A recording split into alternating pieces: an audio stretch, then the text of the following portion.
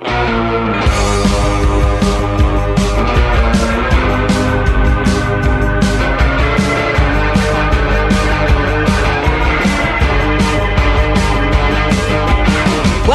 to the Fergus Falls Business Spotlight podcast, the show that takes a deep dive into local businesses and the individuals that run our community. To guide you along the way, here's your host, Jacob Bittner.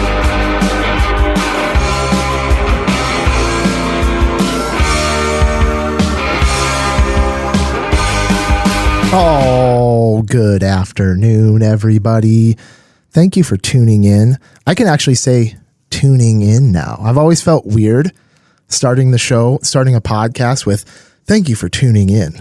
But you may be tuning in on 12:50 a.m. So if you are, welcome. I mean, we're excited to be a part of Layton Media with this show now and just moving forward with all the opportunities to expand the stories that our community has to more people, because that is the main goal of this show, is to spread awareness about how awesome Fergus Falls is. It's a great place. We have a lot of very, very awesome businesses here. So this is going to be a really fun episode.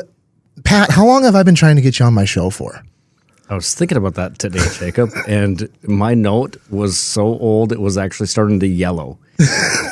And that was just simply in a secure place. So it's got to be 2 years.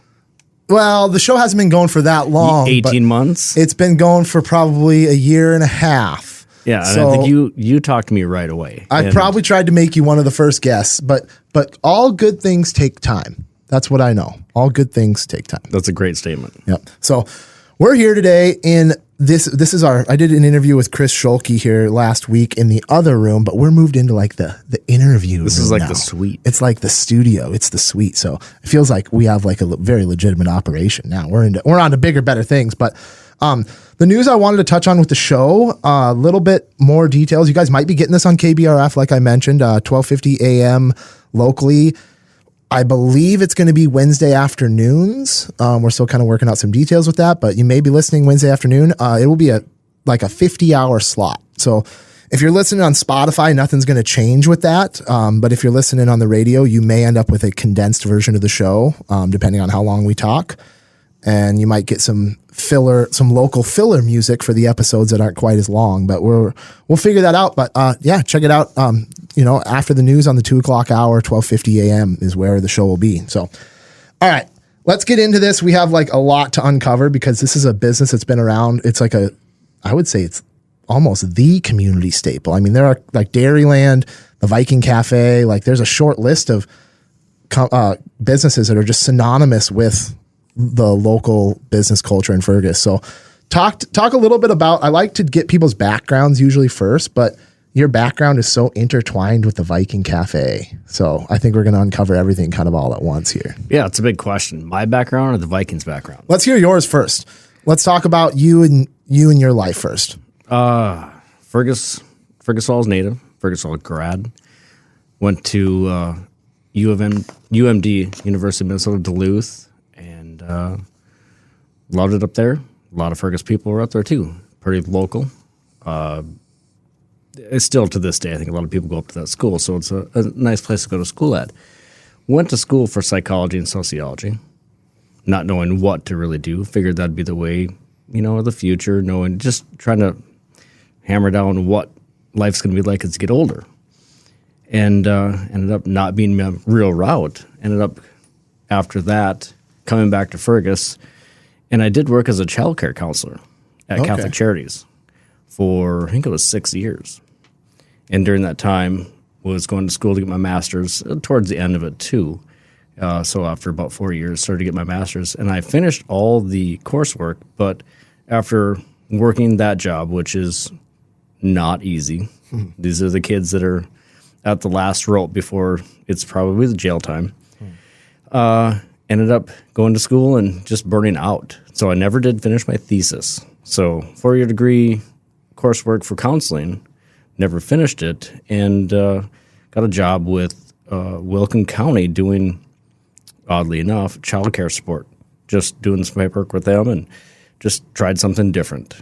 That got me a job at the state of Minnesota writing policy and procedures for the state of Minnesota. Okay. So Like I went from like legal law procedures or more like day-to-day operations for the state of Minnesota? it's a really big place with a lot of people and a lot of jobs. So they would tell me what to do or what they wanted. I would write the policy and procedural manual. And then the reason why I was only there for a year and a half was then somebody at the state capitol would change the law. So everything I just did for 3 months, I'd have to throw in the garbage. It didn't matter. Then I'd have to start all over again. So after that, every 3 months, it would be a new set of rules. So I essentially didn't accomplish anything for a year and a half. And I said, I can't do this. So I ended up going to West Group, which is Thompson West, down in Egan. Worked there for probably a couple of years. And I was actually a tech support person. So an attorney from one of the biggest firms in New York or Manhattan or Minneapolis or wherever would call, their computer wasn't working. I'd help them fix it over the phone and get it working again. So that's what I did for a couple of years. So you had a career after high school into like your 30s, kind of? Were you hopping around doing some different jobs like through your 30s with all that stuff? Did different things, yeah. And I would say when I came back, I was younger than my dad when he actually probably bought the Viking. I guesstimate he was 37. I think I was 34. Okay. Yeah. So once I got done with, it's not a place to raise a family. I had my first son in the cities. I'm like, it's time to move back to a smaller town. And I talked to my mom, and she was ready to retire. So it's time to move back to Fergus. Yeah. Talk about growing up then a little bit, like childhood.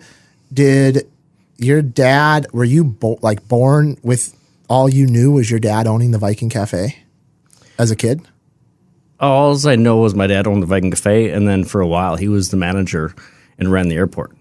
So my free time with dad really wasn't in a fishing boat. It was at the Viking, working, doing that stuff, sweeping floors, helping him do this and that.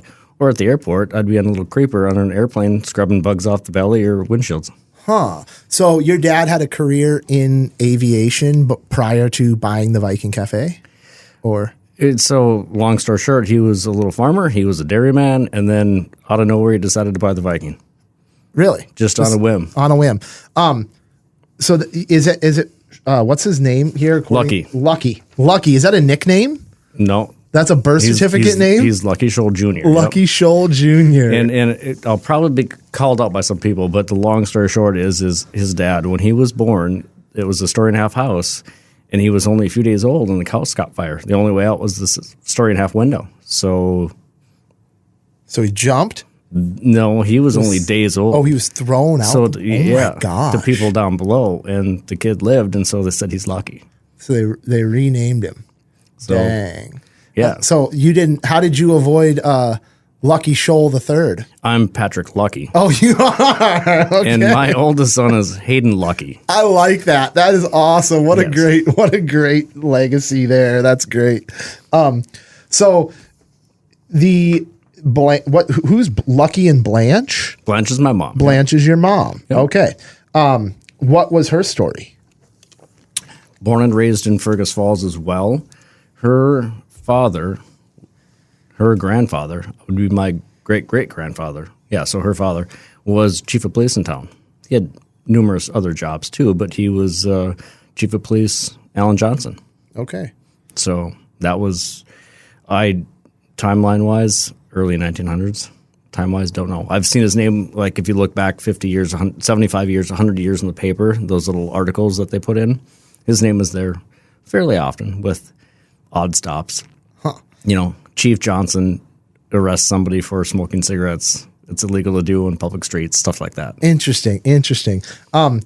Talk about like the earliest memories from the cafe. Do you have what's your earliest memory from being at the Viking? I thought about that today because of somebody asked me the same question. So I've got a picture at the cafe, but back before we have the brick front with the round windows, it was kind of angled in three with wide open glass windows so you could see inside, but it was frosted over and cold in the winter all the time. And I remember sitting on that little shelf in front. There was a little book stand that would twirl around. People would drop and leave books. Like there's little bookshelves around town today, but there was one at the Viking. And I used to sit in that window on a Sunday or a Saturday before they closed up waiting for my parents to finish. And I remember sitting in that, maybe reading a book, chewing on some gum or whatever else. So that would have been, I was born in 72, so it would have been 1977. Okay. So, and it was the 60s. It would have been 67 when your parents bought the place. Yep. Okay. And your dad had two careers, essentially. He was running the airport and the cafe at the same time. At the same time. How long did that go on for or did he run the airport all throughout his whole career? He did the cafe first, and then I think the airport he finished in, I would say, just guessing here, 86. So 74 to 86 in that range. Okay. Dang. Yeah. Okay. So the era of, I did just like a little bit of have my assistant do some digging on the history of like dive cafes. Your assistant? My assistant. Yeah, I have you were asking me, you said we need to sit down and you need to get a little bit of a AI training, because I think I showed you this little printout here of information I got about you guys, and it took me 5 or 10 minutes, and I think it probably would have taken you a lot longer to compile that information. Absolutely, a lot longer. Yeah. So we'll have to sit down. I'll get you caught up to speed on. I'll allow you to use my assistant. He's very, very non-binary, not a he or a she, my assistant, but they are there to help everybody. Well, that would be fun to learn how to use this assistant. But anyways, history of dive bars. So in the early 20th century, the concept of the diner emerged, originating from lunch wagons that served factory workers in the northeast part of the United States. Diners typically featured prefabricated. The earliest diners typically, like that we know, prefabricated buildings resembling railroad dining cars, emphasizing quick service and casual dining. Between the 30s and 50s, dive diners gained popularity, especially during the Great Depression and post-World War II era. They became known for their affordability, comfort food, and unprecedented, atmosphere. These establishments often became social hubs, fostering a sense of community, with a focus on hearty homemade comfort foods like burgers, fries, and breakfast items. Known for their nostalgic, no-frills decor, friendly service, and welcoming environment. So I think the Viking Cafe just embodies that in so many ways. Like it captured that era of these kind of dive diners starting up, and it just held on to it all the way through operation to now. You walk in there and it feels like it's something that isn't from today's day and age when you go in there to eat. So I like the history, how it ties into what you guys have going on there.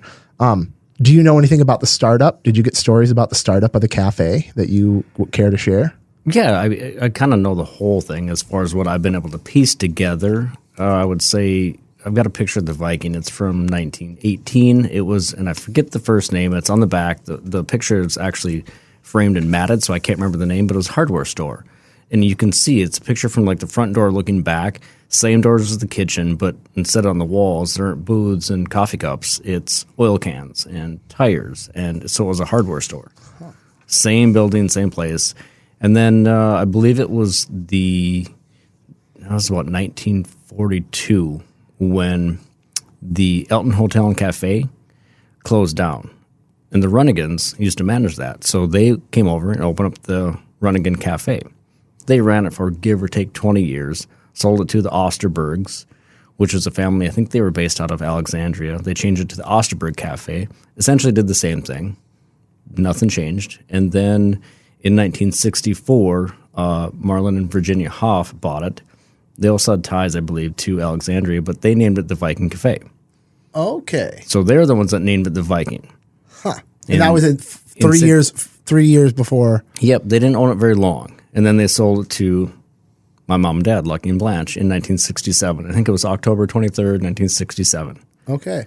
So throughout the early 1900s, it was a restaurant. I mean, it was a cafe. It was a cafe. Its whole history, since the hardware store, it was a cafe. Yeah, it's been 82 years. So I believe that's where you lose out on some stuff with the assistant. My assistant here seemed to think that it was a bakery prior to becoming the Viking Cafe, but this is why you need to uncover this information from the source. Right. That is true. So the bakery would be where the city bakery is now. that will be opening shortly, I believe, with the new owner.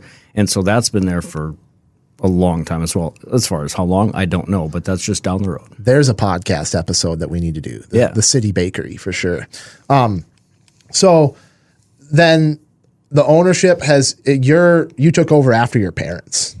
Yeah, I bought it from my mom, and so I've got, I think it was mid-April, I've got 21 years. So I've got 21 years and about 3 weeks as far as owner. Wow. And then as far as the development of your guys' sort of restaurant as we know it, is that touches that your parents all added on throughout the years? Was it did it look like that prior to them purchasing it? Like how much has been done to that building? A lot, but nothing. So if you look at the picture from 1942, you can look at it and say, yeah, it's the same place. Obviously different wall coverings, that's been changed. Same booths.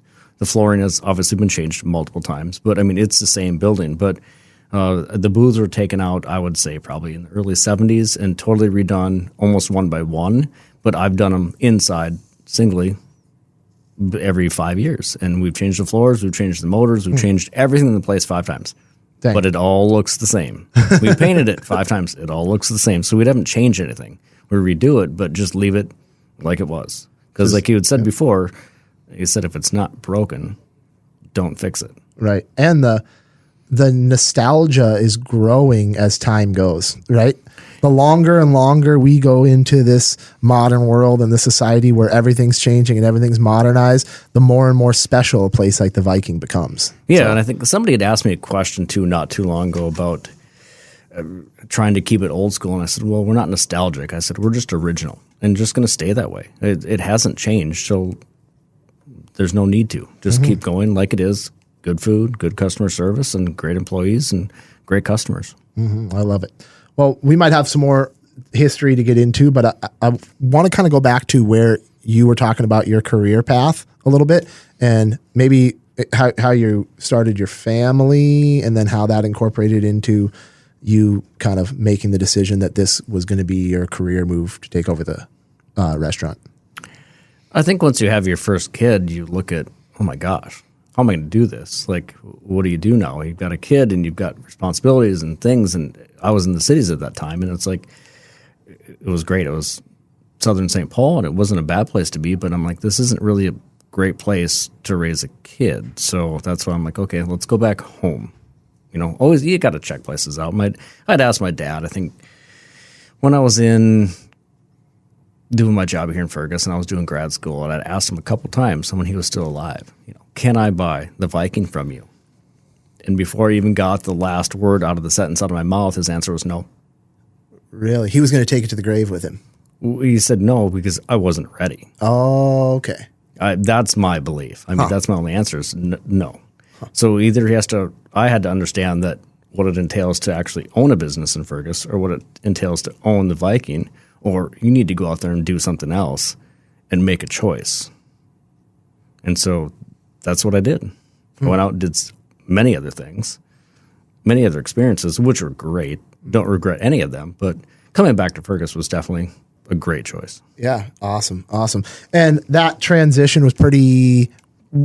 Now, is your dad since passed? Yeah, actually, he's been passed for 27 years. So you did buy it from your mom, you mentioned. Yes. So he had passed before that transition happened. Okay. Yep. So he did run it. He did run that place till the day he died. Yes. Okay. And so when I'd come back from college, my summer job, if you will, if I moved back to Fergus for, I think, 2 of the years, then I'd give him some time off, and I would do his job in a way, so he would take some time off. Huh. I love that we have these multi-generation businesses in Fergus. I know lots of small towns do, but we're just like, I'm so blessed to get to hear these stories too from, Victor Lundine's getting buzzed in his granddaughter Ingrid on at the same time talking about the business. And it's just like, it's really cool. And I think you guys are in a really cool situation that you've gotten a lot of recognition for our community outside of Fergus. I mean, I know the Viking Cafe has kind of put Fergus on the map in some forums and stuff. I know there's you can maybe talk about that a little bit more, about some recognition that the cafe's gotten throughout the years. Yeah, it's I'll use the word longevity, and that goes back to the business, the employees, the customers, the owners. I mean, everybody has poured everything into it, and it obviously shows. And are we the fanciest? Obviously not. Are we the quickest? Maybe. Are we the best? Probably not. But it's comfort, food like your mom or grandma would make, consistently the same thing over and over again, and that's what it is. And it's not just about one thing. There's so many factors that go into that. And again, I'll go back. Longevity-wise, our employees are amazing. We've had so many for so many years, and they are fantastic. Our customers, the same thing. There's people that come in religiously 2 times a day, every day. I don't know, some turn their stove on in 3 years because they realize it's probably cheaper to eat at the Viking, eat a full meal, take half home, have it for dinner. They're done.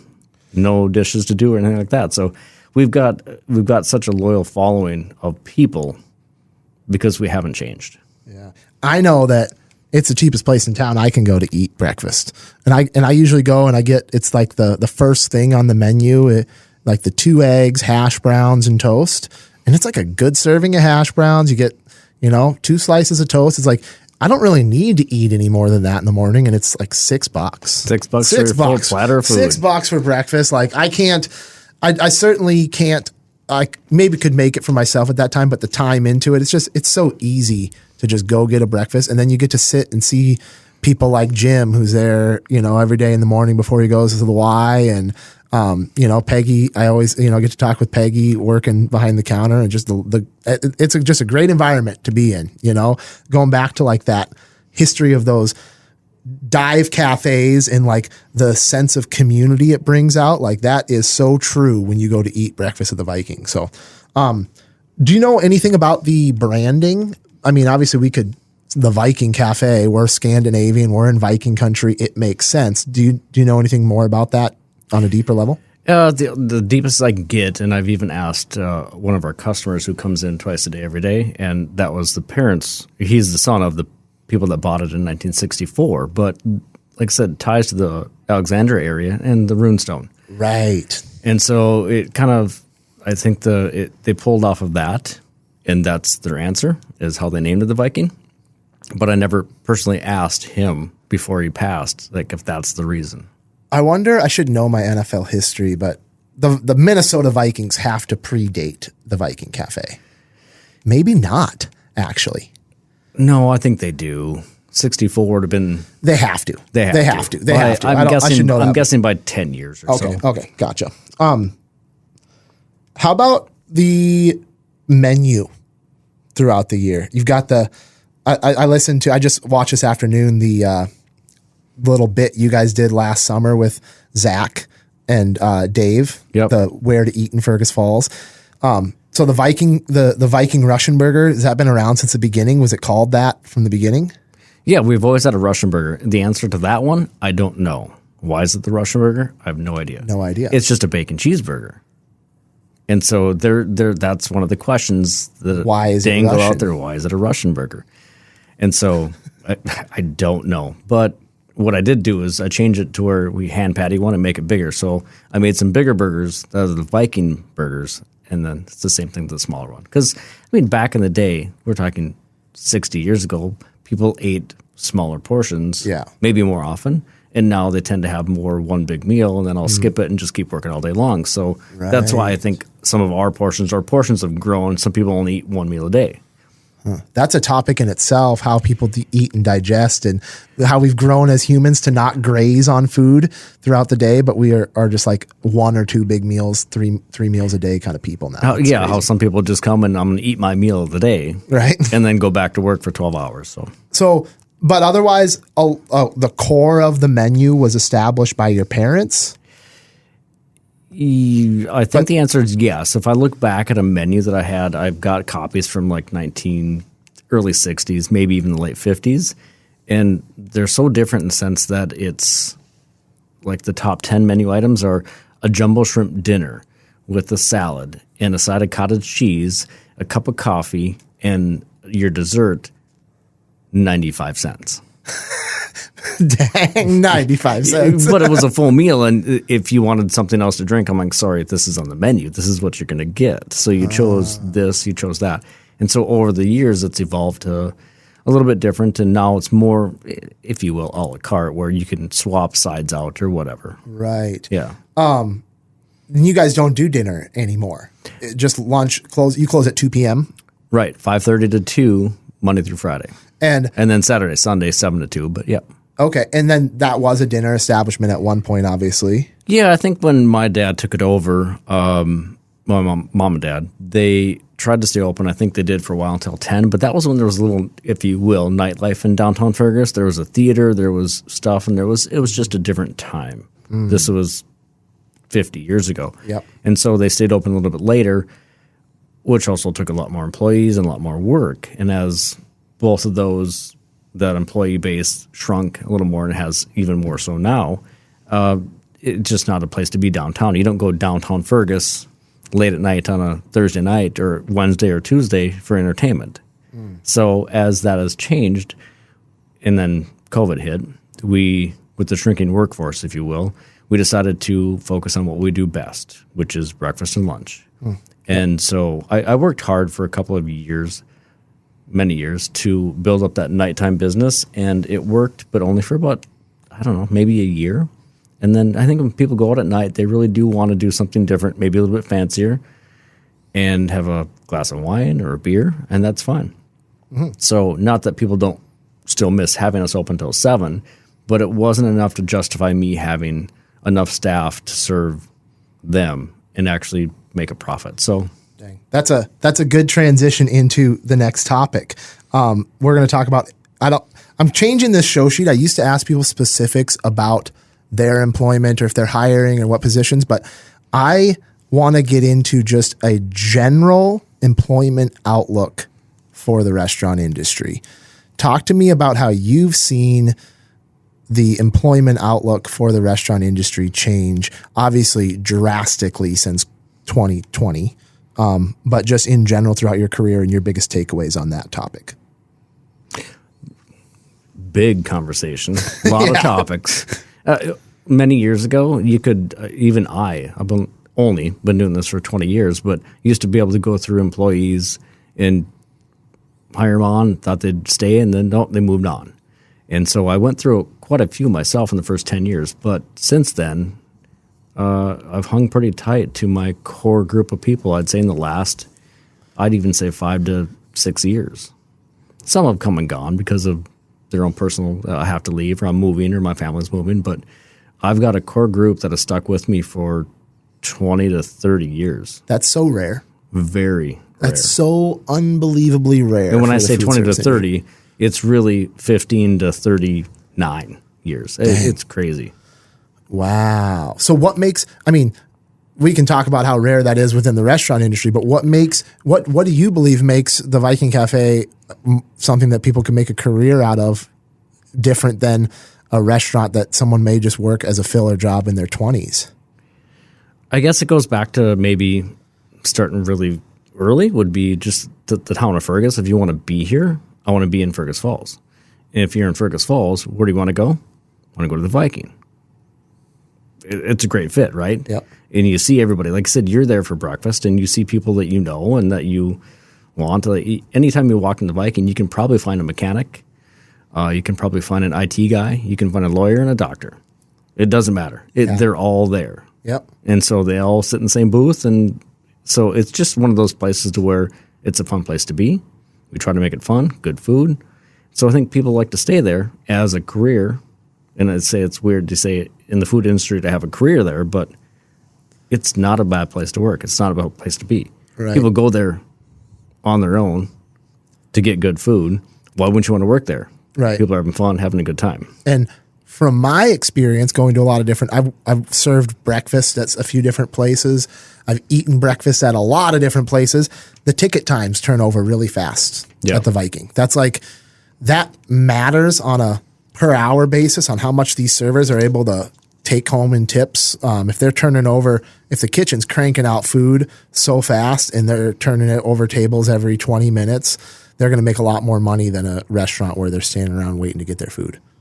Yeah, there's a term in the industry that I didn't grow up in the restaurant industry as far as educational wise, but they use turn and burn. I'm like, well, we're fast, but we're not turn and burn.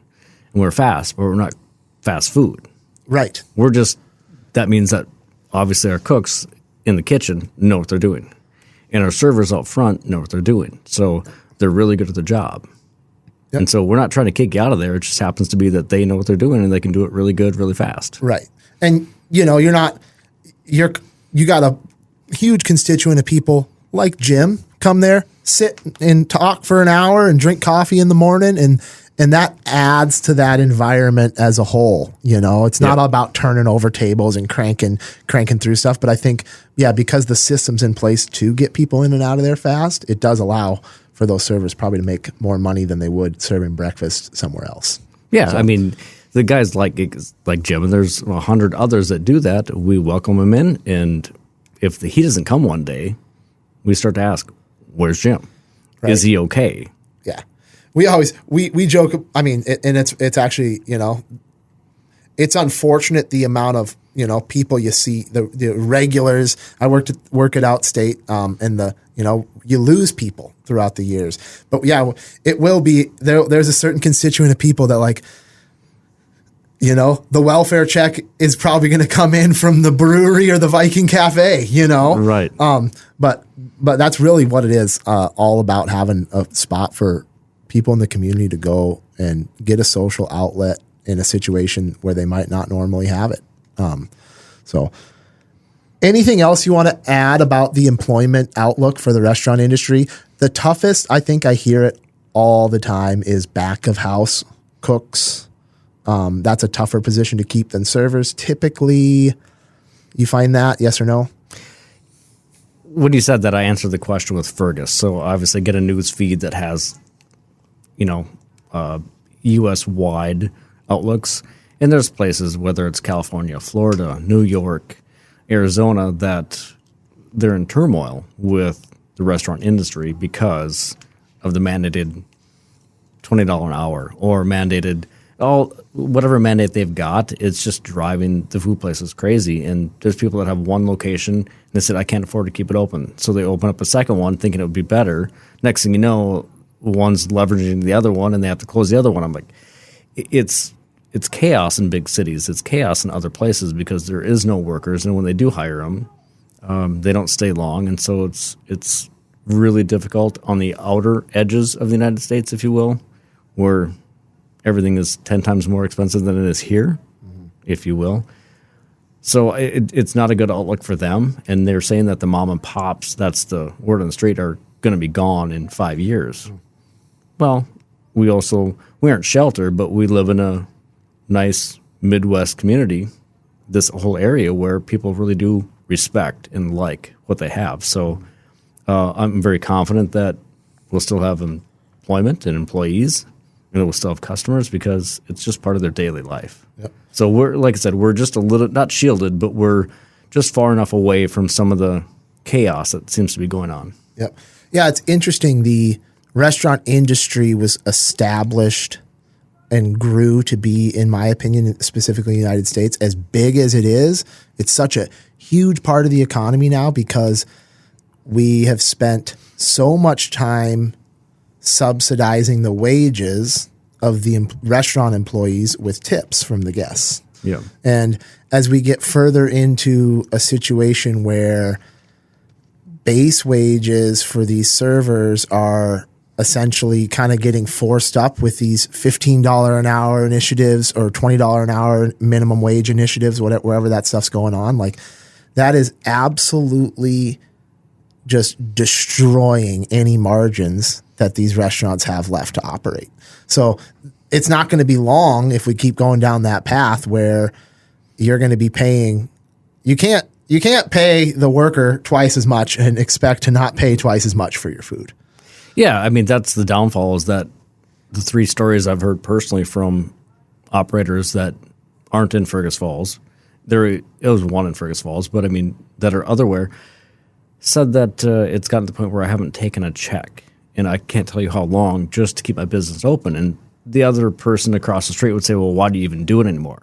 Well, that's the mindset of the restaurant industry. If you're not in it, you don't understand. It's kind of what you do. It's kind of in you. And so if you have another career and say, I'm not making money, I'm working for little next to nothing, why would you do it? Go get another job. Well, it's kind of in your blood. And so you ask the question about the back of house. And they're the same thing. Cooks love to do what they do. They also love to get mad when things don't get right, and they're really happy when it goes really good. But they're extremely loyal to what they do. They love what they do. And so if you treat them right and appreciate what they do and help them out, they'll stay. And that's the whole goal.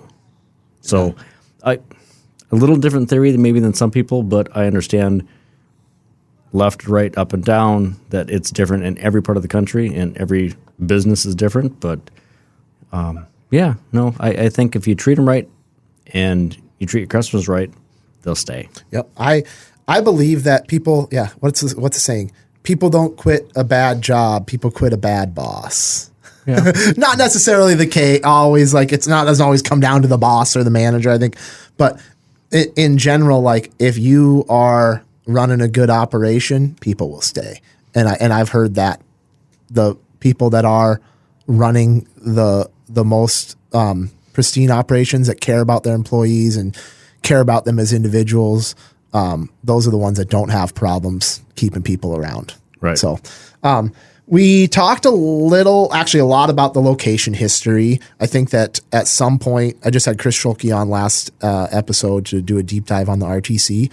We mentioned that the next time he comes on, I think we're going to do a deep dive into the history of that downtown section and just really uncover the initial construction and the growth and the demise of downtown. So that'll be an interesting episode. Yeah, that'd be fun because I've seen pictures like pre-cyclone.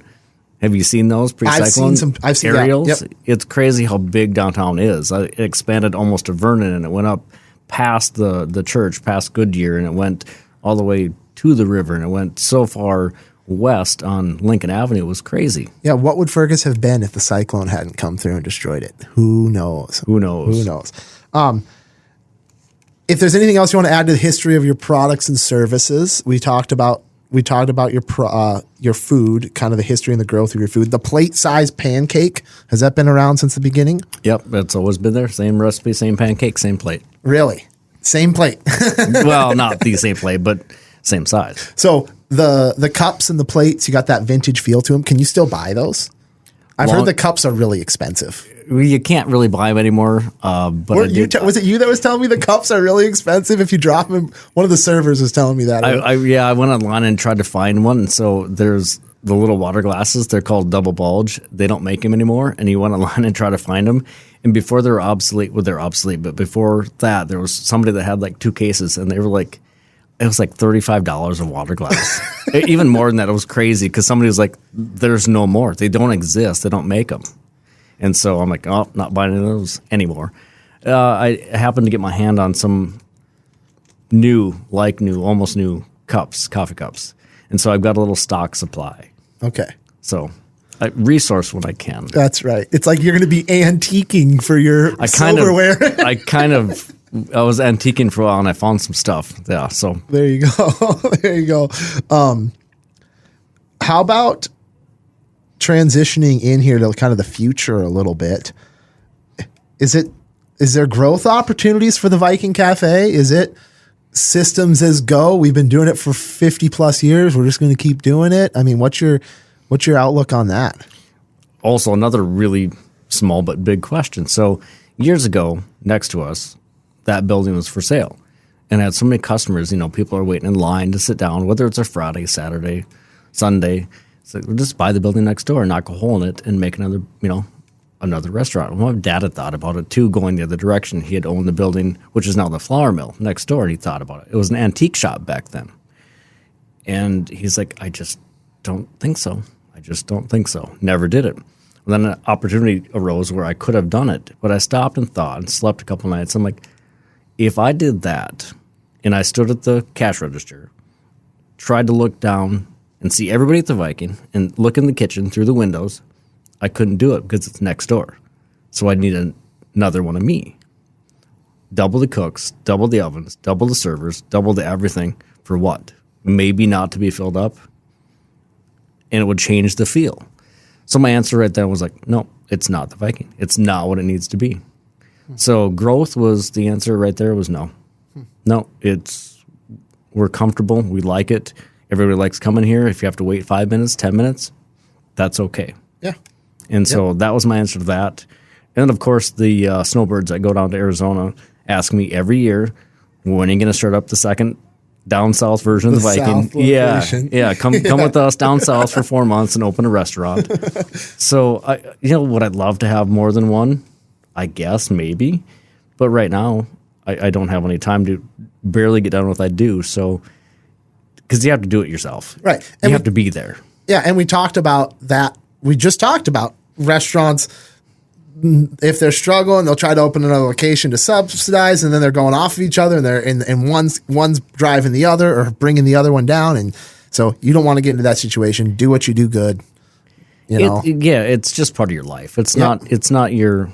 People call it livelihood, or they call it what's your career. It's just part of me. It's what I do. It's what my family does. So no, it's not about having more locations and more customers and more money and more people. It's just, this is what we do. Cool. How about any thoughts on new products and services, changing the menu, doing anything else with it? I guess our big changes that we've done since COVID would be we don't have our noon smorgasbord, and everybody will cry over that. And I had too, because I used to eat a salad every day from the salad bar. But so we don't have that. That was kind of monetary and waste factor. We stopped a lot of waste by not having that. We used to fill our garbage can, our trash can every day, almost full. And now you can probably see the bottom of it at the end of every day. So our waste has gone down tremendously, which is great. Department of Health loves the fact that we don't have to really monitor every 15 minutes what's going on. And that's a concern during COVID, but after COVID too. So that's helped us in general. And so we have breakfast. That was changed. So we have breakfast now until 2 every day. That's been a big bonus. But menu changes, no. We'll keep doing our same old thing. There we go. Don't go changing. No. Yep, don't go changing. Nothing. I also have to note, I was a recipient of back in the day, I don't know if they still do them, the Young Life wake up videos. Oh yes. Where they bring you the to-go Viking box, and you always do the floppy toast because the toast has been sitting in the box getting soggy with the omelet or whatever they're bringing you. But those, it's so, man, there's just so much about the Viking that is just ingrained in Fergus Falls. So don't go changing it. Don't Absolutely go changing it. No need to change. All right. I forgot to actually do this little section. It's a new section of the show. I'm just going to add it here. It's going to be AI's future speculation. And I'm going to spend more time on it than I did on this. But I just asked the question, give me the future outlook on the food service industry. And this was the response we got. The food service industry is likely to see continued growth driven by trends like delivery services, eco-friendly practices, and technological innovations. Expect more emphasis on sustainability, diverse cuisines, and personalized dining experiences. Automation may increase efficiency, but human touch and creativity will remain essential for delivering exceptional dining experiences. That's fantastic. I could have a response to every single segment of those sentences you just said. People ask, why don't you do DoorDash? I said, because when you get your ham and cheese omelet, toast and hash browns, if you don't put your toast in a separate box, it's going to be a little floppy, right? Right. Well, they've ordered it 20, 30, 40, 50 times before. They know that. So if they don't want it, they get it in a separate box. Check that mark off. But if DoorDash brings it, your ham and cheese omelet will look like it's supposed to be a scrambler, all scrambled in one big box, and it's not what we want to deliver to the customer. So I've avoided that for that reason. That's probably my number one. DoorDash. Yep. Having somebody else deliver my product to them. Not really willing to dive into that yet, even after how many years. The other one was automation. Yep. I know that some time ago, some fast foods went to automatic flipping of burgers. Well, the problem is that maybe those places, they push a button, you've got 5 choices, and that's all you can order. But if you go to the Viking, and if you want something, you can specify to your server, I guarantee you that robot can't do what they asked them to do. And so I've got an answer to all that stuff. We're just so unique and so different. And I guess that's that's what we are. Yeah, I mean it's weird. Like you're starting to see the subtle touches in it. Like, I'll go through every once in a while. You'll go through the McDonald's drive-through or go. I think McDonald's is really the only one I've heard it in, but I'll hear like it's just like I'm talking to an AI. It's a computerized. Like I'm having a conversation with a AI about my order. Yeah, well, the first question is you pull up to multiple drive-thrus, whether it's in Fergus, which has happened to me, or in other towns. The first question is, "Hi, welcome to blank. Would you like to order on our app?" Right. Well, I would have, but I'm here talking to you now, so no, I don't want to use the app. I'd rather speak to you, pay for my food, eat it, and go. Right. Yeah, I know. And like I said, that as we get more into the future, people will appreciate the Viking Cafe for what it is more and more and more and more. Yeah, we might stand out more in the sense that we just the word refuse isn't the one, but I refuse to do it because it's not who we are. Right. You guys get into events or promotions. Do you guys have like events and promotions? Is that relevant to you guys at all? Obviously, your weekly specials on food. Yeah, we have daily specials. Weekends are just normal menu, events and promotions. If somebody's doing something, let's say that we have multiple going on right now. If somebody's got an event or promotion or they want to support some entity or individuals or people or businesses, we help all the time. We join with them. We collaborate. We get together and help them out. What are some of the causes that you guys have gotten behind before? It's just probably so shake many. my mind. There's so many. Yeah, I'm like locally right now. There's a business that is trying to reach out to, and I'll give Bruce Furman a shout out to. He's coming to me and trying to reach out to people that probably don't get acknowledged, or individuals or businesses. And so we're making a pan of karma rolls every Wednesday, and then him and Brianna Norman go out and deliver it to that business. Awesome. Just to say thank you for your support, for being in Fergus Falls. I think it was 2-3 weeks ago, maybe. I'm time illiterate.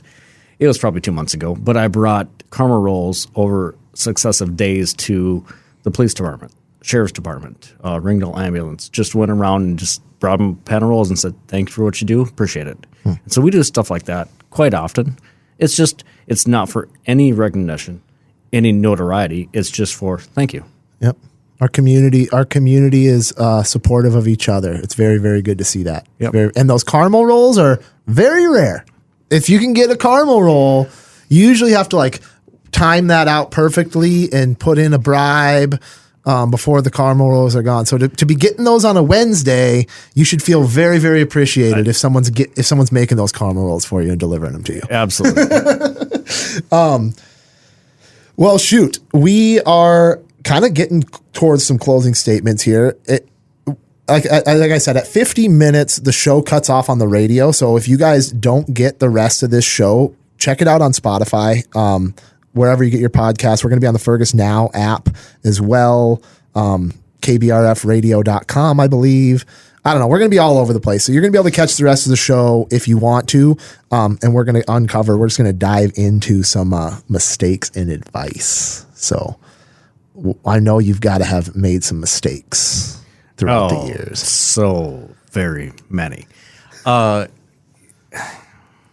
Without trying to go back and pick out a specific mistake, the number one is not being prepared. Don't cause an emergency by not being prepared. So the first couple I wasn't prepared for, broke down, couldn't serve a certain food, couldn't serve coffee, whatever it might have been.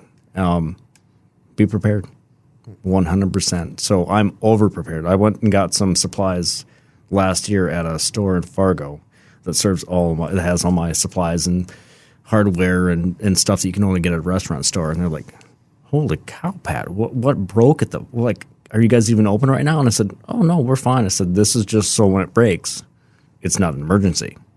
So I'm over-prepared for anything that happens.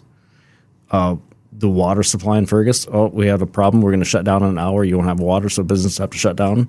Called the health department, found out, I've got equipment and jugs to store safe, cold, cool water.